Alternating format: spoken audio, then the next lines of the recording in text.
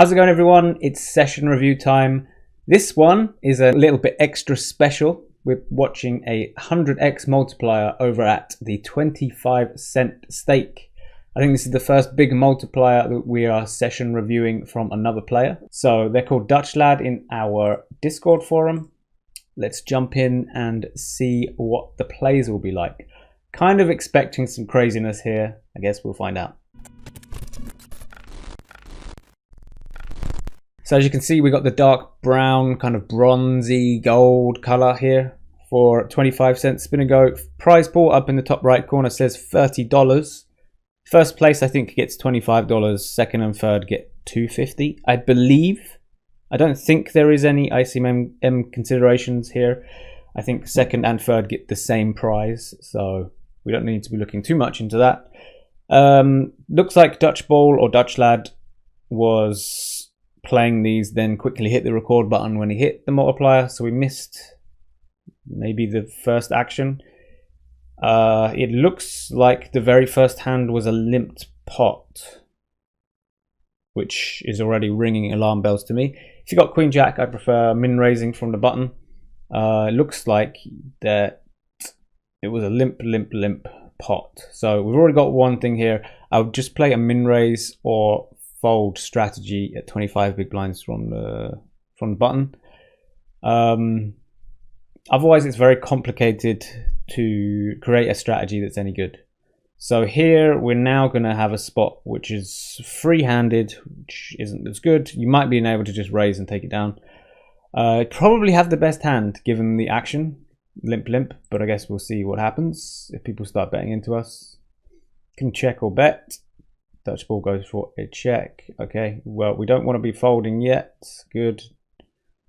And I don't think you should be folding. So what is going on here? Okay. I'm guessing you're doing this for value. I'm guessing the over limp on the small blind suggests to you they don't have an ace very often, I guess. Or you're thinking he has a low ace that can be folded off their hand. Those are one of the two things that I'm guessing here. I'm a little bit lost, I have to say. So on the flop, I think it's fine to call their bets. Oh, sorry, they didn't bet on the flop. I think it's fine to check back the flop if you want to call the bet on the turn. On the river, I think it's either a call or a fold. I honestly wouldn't have minded folding here because it was a freeway pot to begin with. They may well just have an ace. I probably would call, but I wouldn't like scold someone too much for folding here. You decide to raise, and I don't know what the goal here is. Is it to fold an ace or is it to get worse queens to call? I'm a bit confused here. I don't expect an ace to ever fold. I don't expect, but I do expect worse queens to occasionally call. So I guess we'll see. So I guess it would be more sense to be value. Anyway, you get the fold. Very nice.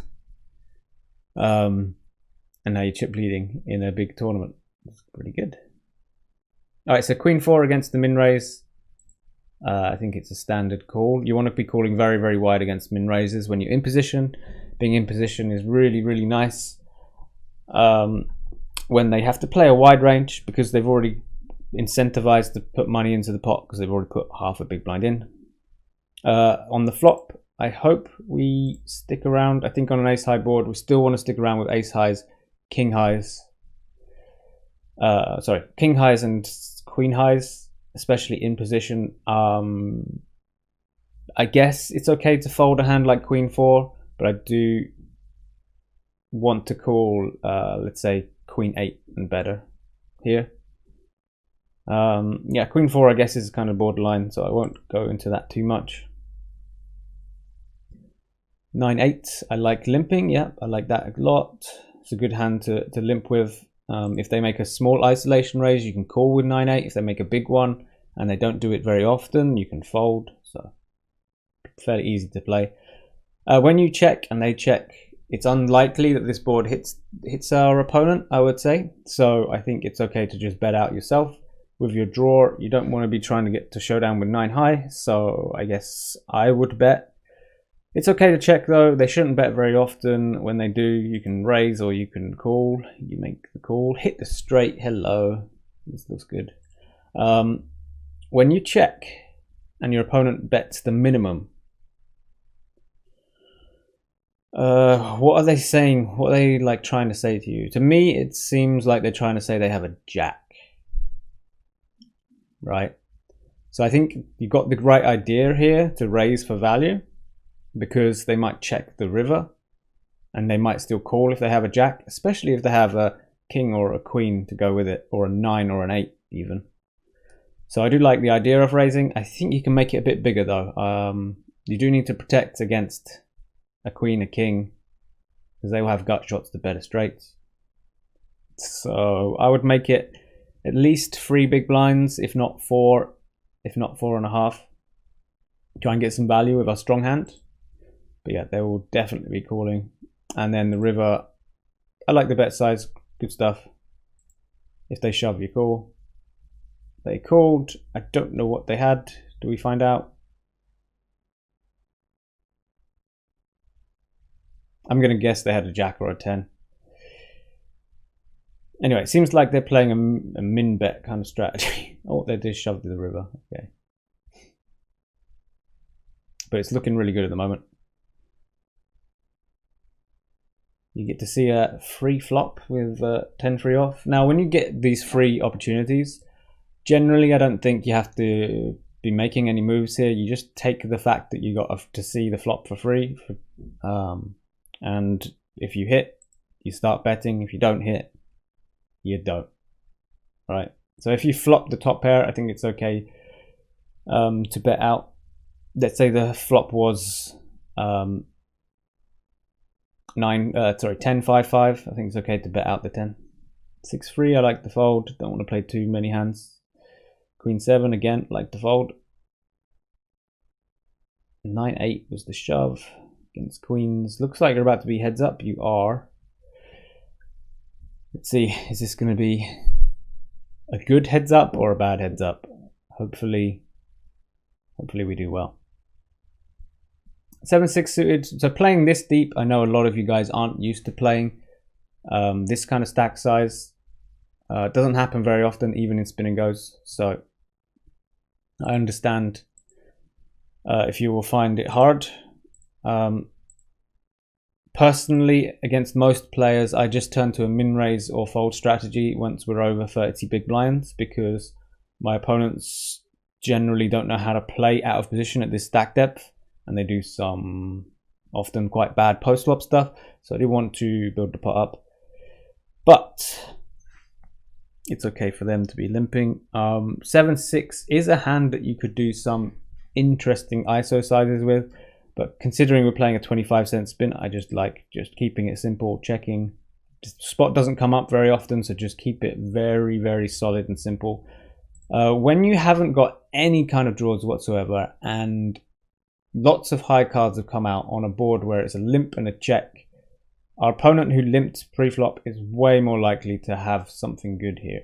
So I would never just make pure bluffs with stuff like 7 high. If I was going to bluff, I would want at least the gut shot. So let's say we got 5-2. Hands like that, they have a gut shot. Any 4 would give them a straight. Stuff like that. Not just 7-6, where even if you hit or a 7 or a 6, you're probably not good. You decide to continue betting and get called by king high. So ouch. Ouch. That's really not good. Yeah, so I hope the note is to not try making general stabbing bluffs against this player from now on, if they're willing to call king high. 10-8, we limp. I think it's okay to raise as well, but yeah, that's fine. 10-8, we've got the top pair. Very fast raise in position, and a very, very fast call. Wow, we can get some lots of reads from both of you at this point. The fast raise has kind of over signaled strength of your hand here. That's not necessarily a bad thing, but yeah. And the fast call, I would say, normally means that you're not up against 2 pair plus.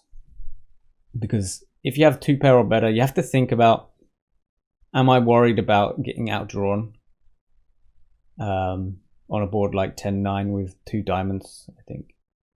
So it's very likely you've got the best hand, but occasionally they'll have better 10s than you. I think it's quite likely they've got a pair or a draw. So yeah, that's good. The very fast call, I guess, would mean that 5x is a little less likely and more likely a 9x type of hand or a draw. So when they do lead out here, I'm not too worried as of yet. Make a big raise. Okay. It's honestly not that bad when you really start structuring their range given the actions that occurred. So if we go back to the flop, they led out and you very fast raised them and they very fast called. The likelihood of them having a 5, I would say, isn't very high at all, because they would want to stop and think about this spot before snap calling. I think most players would want to stop and think. So given that the range is more likely 9x and draws, I guess it's actually okay to make this raise. I would have raised to maybe 9 big blinds or called. I don't know what I would do in the heat of the moment in a 100x multiplier. I can't lie to you guys. But I'll do one of those 2 actions. This is a much bigger raise size, but I guess it isn't that bad actually. Snap called again. Oh dear, the diamonds rolled out. Queen Jack has got there as well. Ooh. This might not be very fun. Okay, he made it. He made life really easy there. Easy call, and he split. So he had a 10, which is something that we kind of expect him to have there every now and again. So a few notes that we can have in a limped pot. When he hit top pair, he led into us. That's one thing with 10-6. And he made fast calls with these medium strong strength hands. Never was thinking about re-raising these. Okay, so we've got a check spot, Jack 3, King 7. Yeah, I don't mind raising. We're raising here for value, of course. They've led out again, this time for the minimum bet. I like calling with King High, yeah. Now that the ace has come out, it's pretty unlikely that our opponent has an ace, I guess. Min betting the flop. And now min betting the turn. This is quite tough to analyze, I have to say. This is the toughest one for me to analyze.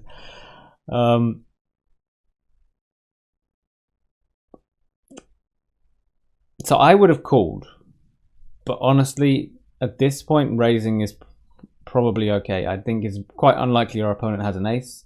They're signaling that they have a 9 or a 4 or a weak draw, all of which you're trying to get off. So I guess it's okay to raise. I probably would prefer to make it like 4 big blinds though. Fast call. We want to attack rivers a lot, but probably not when draws come in. So the flush draw came in and some gut shots have come in. And some have got a pair of 10s here. We know that they called earlier with King High, so I would just give up. I guess we'll see what happens. He min bets again. Wow. And you make a small, very fast raise. Oh my god. Wow. This is crazy. I hope for your sake that you get the fold, but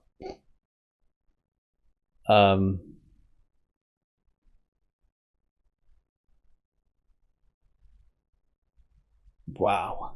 I'm trying to figure out what I would do. Would I call? Would I fold? Oh my god. I guess I would fold. I'll just fold. I'm not raising here. But yeah, you raise. I'm expecting you get called a lot, but I guess we'll see. You get the fold through. Wow. Wow. This is epic. This is epic stuff. Yeah, I'm expecting them to have, on that river, betting like they did, I'm expecting them to have 10x, Queen X. So a pair of queens, a pair of 10s, those kind of holdings. So if you wanted to get those kind of hands to fold, maybe some traps, some like diamonds as well. So if you wanted to get those kind of hands like flushes, 10x or queen x to fold, probably need to go a bit bigger than 5 big blinds. But hey, the speed upon which you did it might have been the saving grace there. That was very, very fast. And they might have been betting with a 9 or a 4 because they don't know what to do, which is also possible. This is a crazy game so far, I have to say. 9-8, check, check. Flop the top pair. I don't mind the lead out. Yep. You do kind of want to protect your hand. I mean, it is top pair right now, but there are lots of turn cards that will get rid of that. So I don't mind betting 1 chip. Checking the turn, don't mind that either. Betting 1 chip on the river.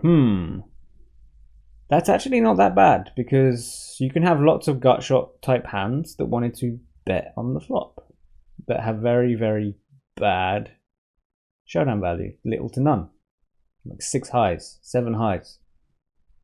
So I don't mind the idea of betting. I probably would make it 1.5 big blinds, but yeah, I like the bet. Honestly, it's okay. It would be in my case there a bet fold. I think we can have some stronger hands. We can have some Jack X as well. Ace 9, we're 30 big blinds deep, so I understand why you wouldn't want to shove against the limp. So yeah, I'm not gonna complain about the size. King 4, we limp. Okay, we're trying to get just showdown with king high, I guess. Now you've hit the pair, I like the bet. Go for another small bet, I like it. Trying to get called by a 3. We know he called king high earlier, maybe he calls this time with queen high, I don't know. 5-4, you see a flop. Okay, so this is a spot where I would have bet the turn. Or the flop. There's another spot I guess you could bet the flop. Just bet the 1 chip. You got some backdoor draws which are pretty nice. You could check raise, I guess. But yeah, when the turn is a deuce, I like to bet. You could make it 1 big blind, 2 big blinds, even maybe 2.5 big blinds or 3 big blinds, I guess, if you wanted. Wouldn't complain on size. Now that you checked and it checked back, I think it's okay to check the river. Got beat by 7 high, that hurts. That hurts a lot. Yeah, once you know stuff like this, that they're gonna just check down things like 7 high, it's a very good idea to make small stabbing bets against their when they're being passive. So yeah, these 1 big blind bets might be a very, very good idea once they've shown some passivity in the pot that you're playing. So I guess we'll see. 6-9. Okay. Oh, wow. I would never lead out here, but it probably isn't a terrible play if you know what you're doing. I would say the main reason I wouldn't lead out here is because it's a world of pain if you start getting raised.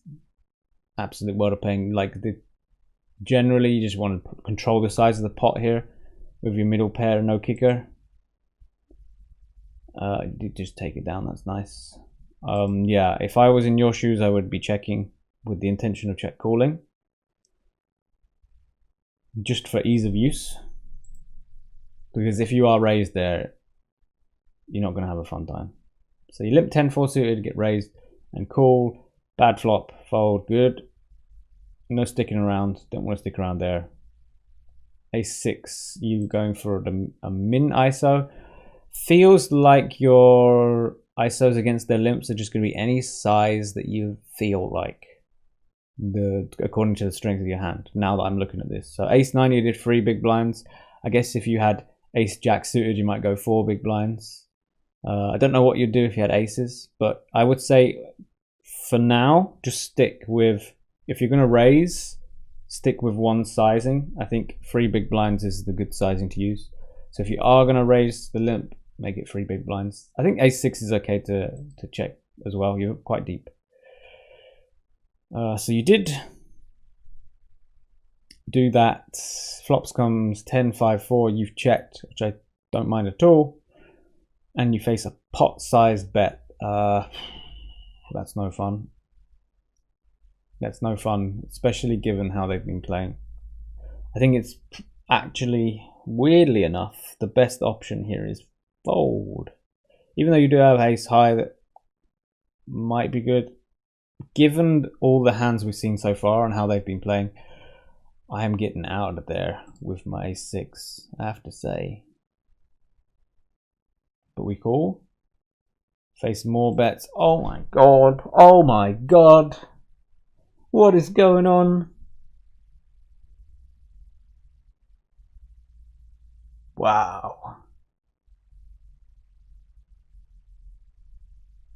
Okay. I mean, once that turn rolls out, I can understand why you want to check call, but check min raise. Wow. What is going on? I don't like this. I don't like this at all. And now on the river, you've got two pair with an ace kicker. If you're betting the river, I mean, are you trying to get a 5 to fold? I don't know what the play is here. So I don't understand this all-in bet. Are you trying to get a full house to fold? Are you trying to get pocket sixes, sevens, eights, nines to fold? Jacks, tens, aces, I mean, two aces? I just can't see them folding. I think that this is a spot where you just want to check and then maybe call if you don't believe them. Wow, this is craziness. Yeah, that's a bit sad. Damn. Ouch. Whew. Crazy hand. Yeah, if I was in your shoes, I would have just folded the flop. To me, that's single strength immediately. But check calling the flop and then check calling the turn, I think, is another okay option. Okay, so let's go. Blinds go up now, so you're going very short. Ace queen, let's get it in. Do we get called? No. Damn. King jack, we're getting that in. Good. 10-8 suited is calling us. Okay. Nice little double up. Looks like you're more comfortable when it's short-handed. Sorry, short stacked. That's good. Oh, that's a nice feeling, I have to say. I love the raise, given the fact that you've just given the idea to your opponent that you're a complete maniac. That ace six hand undoubtedly made your opponent think, wow, this guy is completely crazy. So when you flop the trips here and facing a big bet, the pot size bet from your opponent, yes, I like it. I like it a lot. I don't think he's going anywhere. Yeah, good stuff. And he's got the 7. Well played, sir. I like it. Good, good, good. 98%. Give it. Yes. All right, ace 5. We check against the limp. I would personally be ISO raising. You could just straight up shove. But yeah, you do want a few suited aces in here, so I'm not going to berate you for it. It's all good. They've potted again. Maybe you can start making a read on your opponent and start folding these ace highs. So far, every time we've seen him make the pot size bet, it's been a pretty strong hand. One that he's willing to stack off with. So I don't mind the idea of just folding, even with the backdoor nut draw. This is pure exploit, right? Turn brings any jack as a straight. I don't mind the idea of leading out as a bluff with the ace 5. I think it's quite likely if they have a king and 10 or a 9, they're going to check back to see a cheap river. So you could pile the pressure on with your ace 5, and then if you hit clubs, then you're just loving life. So I don't mind the idea of leading into the turn. However, you do check call, which is undoubtedly going to be okay as well. Oh, and we hit the absolute beauties. I would definitely be leading out on the river because our opponent bets so small on the turn, and by this point we should have size tails on him here. So when he's bet 1 here, I just can't see him having a jack here. Just can't see it. So we want to bet because I don't think we're going to get a king. Two pairs are not going to bet anymore, I don't think. But they will call a bet. Even one pair hands might call a bet because of your crazy image. So, yeah. I think you could have got a bit more value there. 8-10, check, check. Good stuff. I like the check. Hit the top pair on the turn, just bet one chip. Okay, you bet two big blinds, get snap called. This is a good sign. Definitely want to bet again. This is a spot you want to bet again. You just don't expect your opponent to have a king here very often at all. This is value time. If your opponent has a 5, a 4, or a 3, they're very likely to call you. Given the image you've projected to them. I'd make it like 3 or 4 big blinds, expect to be called quite often. You could make it 2 big blinds, I guess, to just ensure that call. But yeah, I think river is still a bet. Okay, so this is a spot I would call because queen high has some. So there's many reasons here why you want to stick around. So far, every time they've wanted to have a strong stack off type of hand, they have been making it pot size bet. So when they bet half pot, we're looking for medium strength hands to weak strength hands, or maybe even trash. Now we have seen them check back trash occasionally. That 7-4 hand I think they had. So we do have to be aware of that. So maybe you're up against medium strength hands. Anyway, queen high does have some showdown value, even against the perceived betting range of our opponent. But we also have the queen of spades, and that's enough of a reason for me to stick around. Just having the queen of spades, because if it comes spade, spade, you've got a very high flush draw, flush. So yeah, that's a spot where I would call. But if you raised, again, that's a spot I wouldn't mind you raising. That's fine. Queen 4, we min raise, flop the flush. Hello. I like that you're going for the trap. We started to see the maybe we got some size tells on our opponent. I think it's okay to just be calling here. That's a bad turn. That's an annoying turn. Way less likely to get some value. They min bet again and you re-raise them for the minimum.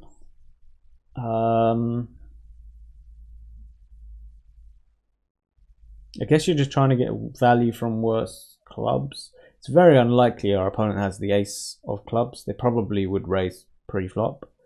So we're not too worried. I would have just called to keep all the bluffs in from our opponent. That's what I would have done.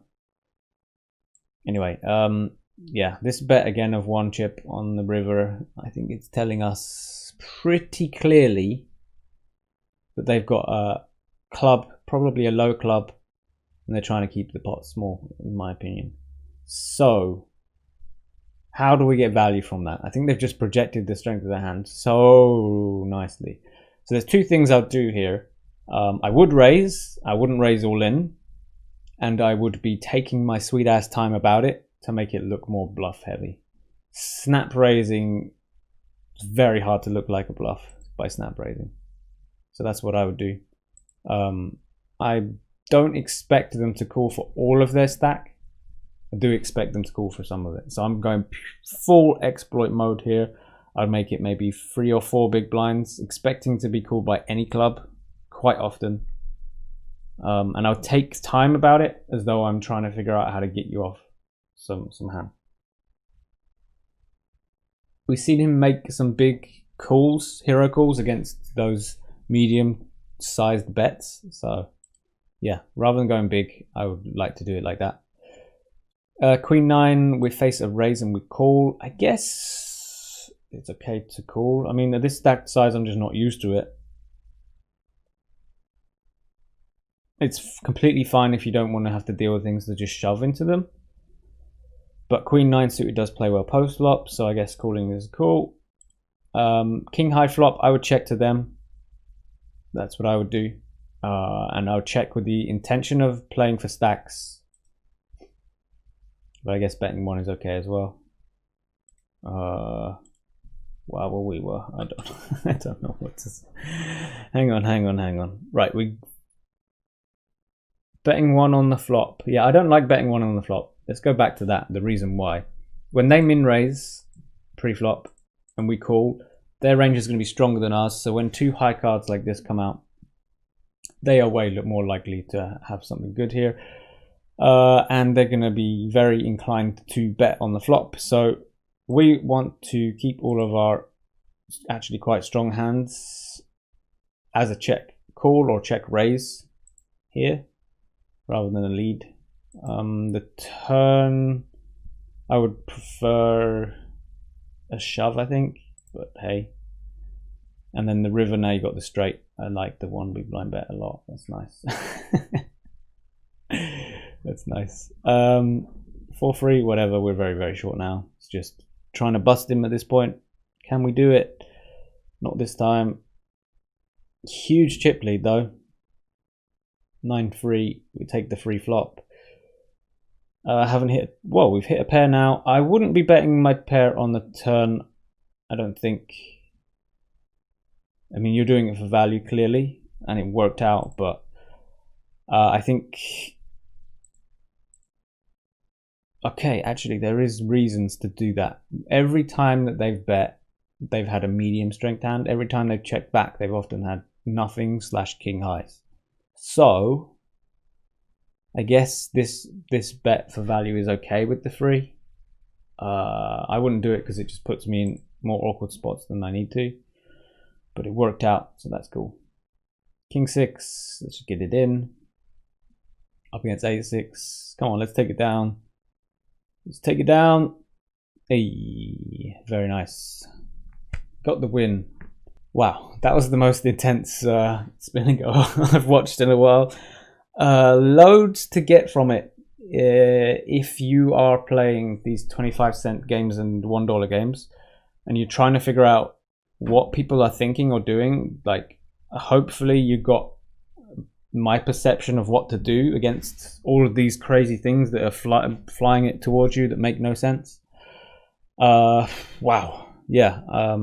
Really happy for Dutchlad, Dutch Ball, for winning this at $25, 100 buy-ins. I would suggest to stick with 25-cent spins for now. I wouldn't be moving up until you got some of the basics sorted, like not having limp ranges on the button, getting a kind of good idea of a pre-flop plan and a good idea of overall hand strengths. I think there are a few spots you had ace high. Let's try and find it. The one that really didn't go well was later on, wasn't it? Was ace 6, I think.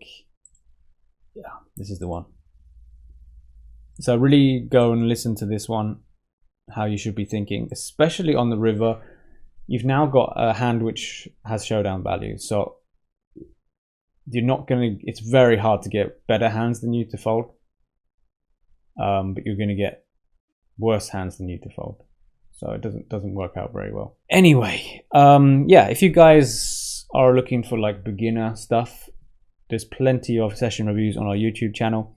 We also did a spin and go course for beginners over on PokerStars School. Try and get a description link in the description. If you're looking for a little bit more advanced stuff, we've got a low stakes spin and go course, currently priced at $77 at the time of this video. It's got over 20 pre-flop charts. We go through every situation, post-flop and pre-flop. We go through how to play, for example, small blind versus big blind in free-handed pot. Heads up, lots of stuff on heads up, and how to play all the different stack sizes that you encounter in a spin and go. Wow, yeah, all I can say is that was quite the entertaining session.